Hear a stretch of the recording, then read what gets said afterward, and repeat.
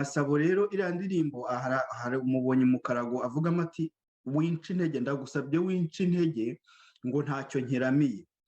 Abantu benshi muri iyi minsi baraduca intege batariko ngo namwe ni mwebwe mugiye kuzunga abanyarwanda, ni mwebwe mwumva mwahuza abakiga n'abanyenduga, mwumva mwahuza abahutu n'abatutsi, muri iki se mushoboye? Ariko icyo tubasaba ni ukutaduca intege, nimureke tugerageze natwe, mureke tugerageze natwe icyo dushoboye, umusanzu wacu tuwutange, tugarukire aho ngaho. Ariko widuca intege, hari abo rwose maze iminsi impanganye nabo kuri Facebook ngo areko ngo Jean Paul ubu rero niwe ugiye ngo kugarura ubumwe bw'abanyarwanda, ngo bwarasenyutse, ngo igihugu cy'u Rwanda cyarasenyutse.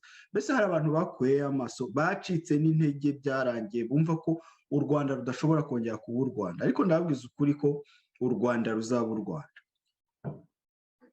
Nta nubwo ari ubwa mbere u Rwanda rusambutse, hari n'igihe abanyoro baruteye bararufata barumarana imyaka n'imyaka, nta Rwanda rukibaho, ariko rurongera ruba u Rwanda.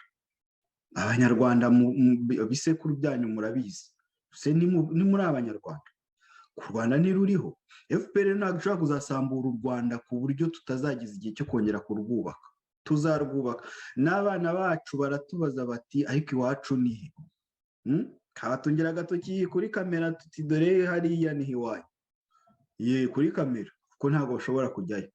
Ariko ejo bundi uriya mugabo wita Kagame yaravuze ngo tuzapfira ishyanga, ngo tuzagwayo, ngo we ngo azagwa mu Rwanda, ariko ntawe umenya aho azagwa. Ntawe umenya aho azagwa, umenya aho wavukiye ariko aho uzagwa ntuhamenya. Ntatekereze ko na Rudahigwa yarazi ko wenda azagwa mu Rwanda kuko yari nyiri u Rwanda, ariko yatangiye ishyanga. Kigeli yarazi ko azagwa mu Rwanda kuko yari nyiri u Rwanda, nyiri u Rwanda. Noneho pane ibingibi bya Kagame wita ibintu byose bari ba nyiri u Rwanda, ariko batangiye ishyanga. Rero nta muntu umenya aho azagwa, umuntu amenya aho yavukiye.